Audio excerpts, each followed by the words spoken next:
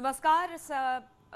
पूर्व प्रधानमंत्री और बीजेपी के शीर्ष नेता रहे अटल बिहारी वाजपेयी की आज 97वीं जयंती है। बीजेपी देश भर में वाजपेयी के जन्मदिन को सुशासन दिवस के तौर पर मना रही है। राजधानी लखनऊ में आज कई कार्यक्रमों का आयोजन होगा।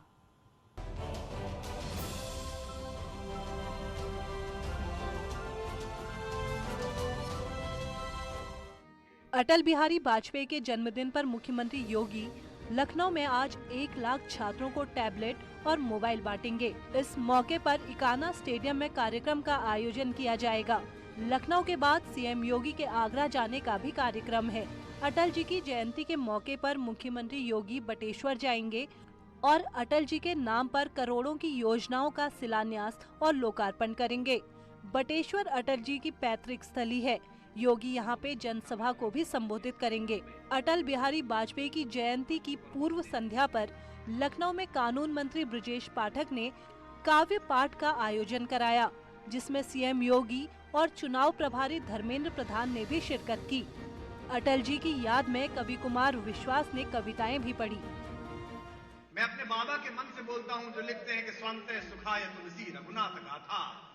मुझे मन में प्रसन्नता होती है, मुझे अच्छा लगता है, मुझे मुक्त अनुभव होता है तो मैं आपको बोलता हूं, क्योंकि दुनिया का हर सुख स्वांते सुखाय प्रारंभ होता है। दुनिया की सारी कलाएं स्वांते सुखाय प्रारंभ होती है। संगीत हो, गीत हो, सब अपने लिए। तो आज का कार्यक्रम मेरे लिए स्वांते सुखाय कार्यक्रम है। याद करिए, प्रधानमंत्री पद की शपथ जब पहली बार उन्होंने ली थी, क्या कहा था उन्होंने? कितना कुछ कहा था, मेरे प्रभु मुझे इतनी ऊंचाई कभी मत देना, गैरों को गले न लगा सकूं। रक्षा मंत्री और लखनऊ के सांसद राजनाथ सिंह के बेटे नीरज सिंह ने अटल जी की जयंती पर उनको श्रद्धांजलि देने के लिए राजधानी में 2 दिवसीय अटल स्वास्थ्य मेले का शुभारंभ किया, जिसमें लोगों का मुफ्त टेस्ट और इलाज किया जा रहा है। देखिए, ये अटल स्वास्थ्य मेला हमारी अटल जी की जयंती पर यह श्रद्धांजलि है। इस कैंप में सभी लोग आ सकते हैं और मुफ्त यहाँ की सुविधाएं प्राप्त कर सकते हैं। यह विशेषकर उस वर्ग के लिए है जो महंगी चिकित्सीय सुविधाएं नहीं प्राप्त कर सकता, वो यहाँ आएगा। यहाँ पर जितने भी नामचीन अस्पताल हैं, जितने भी बड़े डॉक्टर्स हैं, सारे यहाँ पर आपको मिलेंगे। और करीबन 54 अस्पताल और 12 NGO यहाँ पर आए हुए हैं। भारत रत्न अटल बिहारी वाजपेयी राजनीति में शुचिता और सिद्धांतों के लिए जाने जाते थे। 25 दिसंबर को हर साल बीजेपी नेता और कार्यकर्ता अटल जी के आदर्शों को आगे बढ़ाने का संकल्प लेते हैं। ये शब्दावली पर ध्यान दीजिए। हास्य रुदन में, तूफानों में, अमर असंख्यक बलिदानों में, उद्यानों में, वीरानों में, अपमानों में। Bureau report, news 18। उभरा सीना पीड़ाओं में पलना होगा, कदम मिलाकर चलना होगा।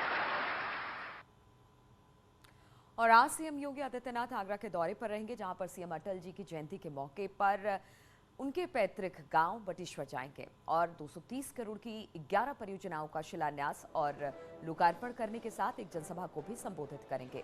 सीएम योगी ने ट्वीट करते हुए लिखा कि भारत रत्न श्रद्धेय अटल बिहारी वाजपेयी जी ने भारत के पुनः निर्माण में अप्रतिम योगदान दिया और श्रद्धेय अटल जी की जयंती सुशासन दिवस के अवसर पर मैं उनके पैतृक गांव बटेश्वर धाम में आगरा के 230 करोड़ की 11 लोक कल्याणकारी परियोजनाओं का शिलान्यास और लोकार्पण करूंगा।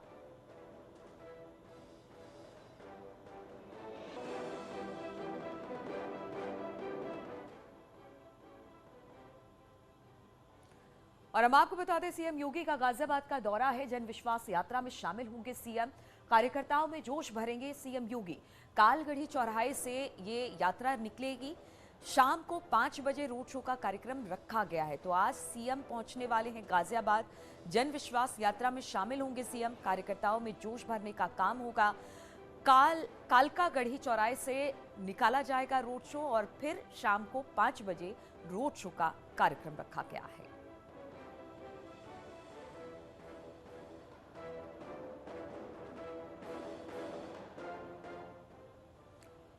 और नितिन गडकरी का अमेठी दौरा है। हम आपको बता दें, अमेठी को 1000 करोड़ की योजनाओं की सौगात देने वाले हैं।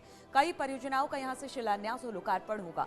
केंद्रीय मंत्री स्मृति ईरानी भी उनके साथ मौजूद होंगी। साथ ही साथ डिप्टी सीएम केशव मौर्य भी उनके साथ मौजूद होंगे।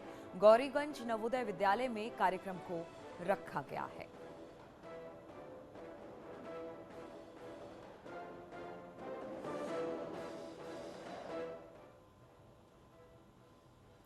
तो आज केंद्रीय मंत्री नितिन गडकरी प्रतापगढ़ के दौरे पर रहेंगे, जहां पर गडकरी 309 करोड़ की लागत से बनने वाले बाईपास का शिलान्यास करेंगे और एक जनसभा को भी संबोधित करेंगे।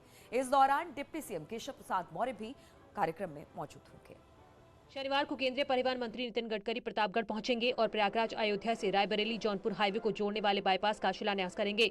सुखपाल नगर तक प्रस्तावित बाईपास निर्माण कार्य अब जल्द शुरू हो जाएगा। ये बाईपास करीब 308 करोड़ की लागत से बनेगा, जो कि 18 महीनों में बनकर तैयार हो जाएगा। सुल्तानपुर से प्रतापगढ़ तक हाईवे के चौड़ीकरण के काम का लोकार्पण भी नितिन गडकरी करेंगे। केंद्रीय मंत्री नितिन गडकरी प्रतापगढ़ में एक जनसभा को संबोधित भी करेंगे। बहुप्रतीक्षित कई वर्षों से प्रतापगढ़ बाईपास का कल शिलान्यास है और माननीय केंद्रीय मंत्री नितिन गडकरी जी आ रहे हैं और डिप्टी सीएम केशव मौर्य जी आ रहे हैं और ये प्रतापगढ़ के विकास के लिए मील का पत्थर साबित होगा। और उत्तराखंड की राजनीति से जुड़ी इस वक्त की एक बड़ी खबर हम आपको बता दें, कैबिनेट मंत्री हरक सिंह रावत ने अब अपना इस्तीफा दे दिया है। कैबिनेट बैठक छोड़कर वो निकले। हरक सिंह रावत सीएम से बहस के बाद उन्होंने इस्तीफा दिया है। सूत्र इस तरह के बता रहे हैं खबर, सीएम से एक मुद्दे पर किसी बात को लेकर नाराजगी थी, जिसके बाद बैठक छोड़कर निकले और फिर अपना इस्तीफा दे दिया है हरक सिंह रावत ने। तो बहुत दिनों से खटपट चल रही थी और बताया ये जा रहा है सूत्रों के हिसाब से कि कैबिनेट बैठक छोड़कर निकले, वहां पर सीएम से बहस हुई थी और इसके बाद ही उन्होंने अपना इस्तीफा अब सौंप दिया है।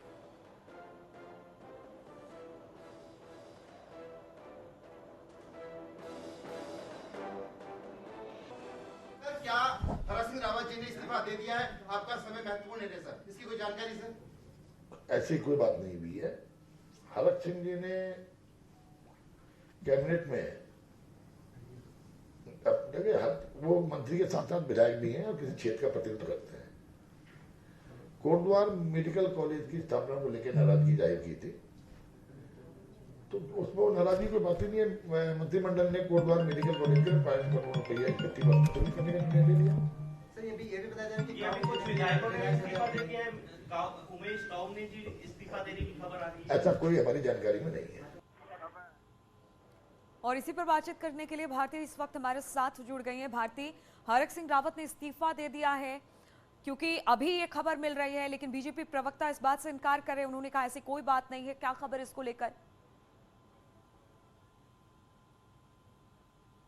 बिल्कुल, बीजेपी की तरफ से भी इनकार किया जा रहा है इस बात को लेकर। और अपडेट ये है नीलू कि 8 बजे मदन कौशिक पहुंच जाएंगे। गोपेश्वर में चल रही है विजय संकल्प यात्रा, उसे छोड़कर ही वो आज देहरादून आ रहे हैं। सुबह तकरीबन 8 बजे बताया जा रहा है कि मदन कौशिक देहरादून पहुंच जाएंगे और उसके बाद, हालांकि जब उनसे फोन पर बातचीत हुई है तो वो भी इनकार कर रहे हैं। संगठन की तरफ से भी इनकार किया जा रहा है कि हरक सिंह रावत ने अपना इस्तीफा दे दिया है, लेकिन कल देर रात तक यही हलचल रही और बीच बैठक से उठकर आ गए। मुद्दा ये बताया जा रहा है नीलू कि कोटद्वार में मेडिकल कॉलेज का प्रस्ताव न लाया जाना इसकी एक बड़ी वजह रही है, जिस वजह से नाराजगी हरक सिंह रावत ने जाहिर की है। लेकिन पिछले कई दिनों से हमने देखा था कि किस तरीके से हरक सिंह रावत जो है वो नाराज बताए जा रहे थे। पिछली कैबिनेट में भी ये कहा जा रहा है कि उनको आश्वस्त किया गया था कि कोटद्वार में मेडिकल कॉलेज का प्रस्ताव लाया जाएगा, लेकिन ऐसा नहीं हो पाया, जिस वजह से इस बार भी जब कैबिनेट में इस मुद्दे पर प्रस्ताव नहीं आया है तो उनकी नाराजगी जो है वो यहाँ पर दिख गई और बीच बैठक से ही वो छोड़कर चले गए। आज का दिन बहुत इंपॉर्टेंट माना जा रहा है। ये भी कहा जा रहा है कि वो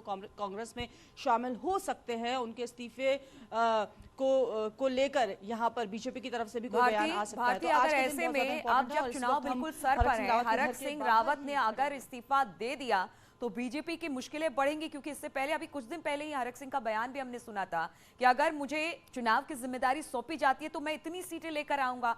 ये उन्होंने पूरे अपने कहा था कि ये मैं अपने दम पर लेकर आऊंगा। ऐसे में अगर इस्तीफा होता है तो मुश्किल बीजेपी के सामने।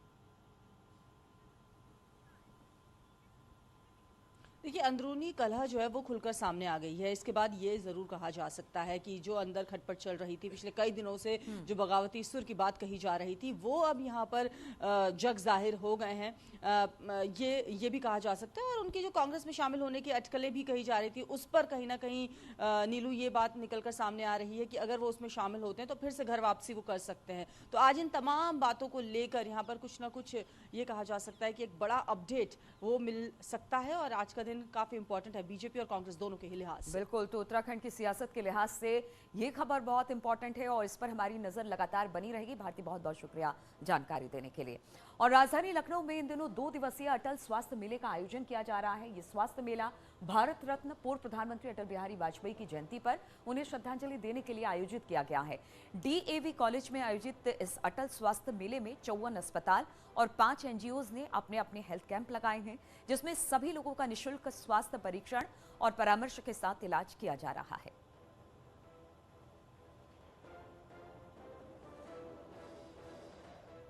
देखिए, ये अटल स्वास्थ्य मेला हमारी अटल जी की जयंती पर यह श्रद्धांजलि है। इस कैंप में सभी लोग आ सकते हैं और मुफ्त यहाँ की सुविधाएं प्राप्त कर सकते हैं। यह विशेषकर उस वर्ग के लिए है जो महंगी चिकित्सीय सुविधाएं नहीं प्राप्त कर सकता, वो यहाँ आएगा। यहाँ पर जितने भी नामचीन अस्पताल हैं, जितने भी बड़े डॉक्टर्स हैं, सारे यहाँ पर आपको मिलेंगे। और करीबन 54 अस्पताल और 12 NGO यहाँ पर आए हुए हैं और सबने एक टीम के रूप में ये ठाना है कि इस लखनऊ को एक स्वस्थ और एक समृद्ध लखनऊ बनाना है। और रुकेंगे यहाँ पर छोटे से ब्रेक के लिए।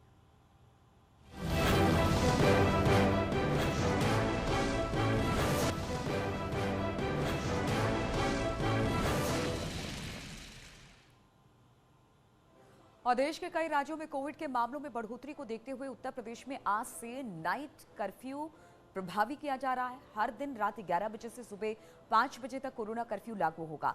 वहीं शादी विवाह जैसे सार्वजनिक आयोजनों में कोविड प्रोटोकॉल के साथ अधिकतम 200 लोग ही शादी में शामिल हो सकेंगे या किसी आयोजन में शामिल हो सकेंगे। वहीं सीएम योगी आदित्यनाथ ने कोरोना को लेकर किसी किस्म की लापरवाही नहीं बरतने की, कोविड प्रोटोकॉल का पालन करने की लोगों से अपील भी की है।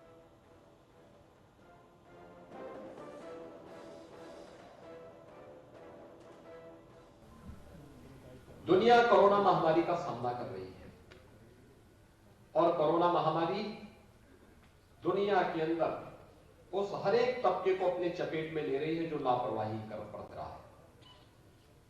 हम याद रखें कि हमें जीवन भी बचाना है और जीविका को भी बचाना है।